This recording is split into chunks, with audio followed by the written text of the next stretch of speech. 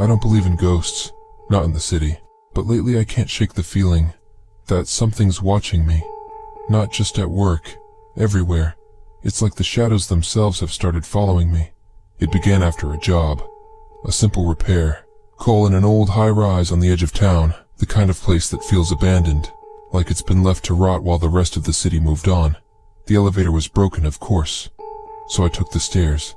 Every step echoed, like someone or something was right behind me. I was called in for a power outage routine, but from the moment I walked in, the air, it felt heavy, pressing down on me. I headed for the basement. That's when I first heard it. A scuffling sound, low to the ground, fast, like something small was moving through the shadows. Rats, I thought. It had to be rats, but it didn't sound right. It got closer. I froze. My tools hit the ground, the clang echoing in the silence. I scanned the room, but it was empty. Just old pipes and crumbling walls. But then, in the dim light from an emergency bulb, I saw something shift.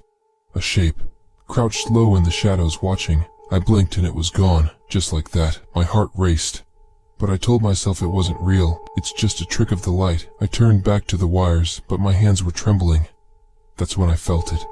That prickling sensation on the back of my neck, like something was watching me again. I spun around, and there it was.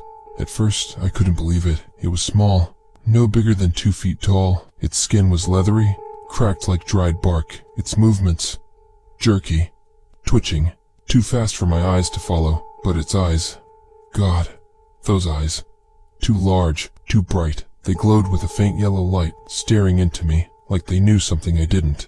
I blinked again, and it was gone. I laughed, nervously. There was no way I just saw that. But then, the pain hit. A sharp, burning pain tore through the back of my leg. This wasn't in my head, it was real. I stumbled, nearly crashing into the wires, blood soaked through my jeans, warm and sticky. I expected to see broken glass or something, but there was nothing, just those footsteps. They were fast, scurrying, getting closer. The lights flickered. In the strobing glow I saw it again. Its hunched form moved toward me, darting from shadow to shadow. Its breath, raspy, shallow. It sounded hungry. I tried to reach for my toolbox, but my hands were shaking so badly I could barely hold it. The thing lunged. This time I felt it. Claws digging into my side, its weight on me, its breath, hot, too close to my face. I swung wildly, knocking it back. I don't know how, but I got to my feet.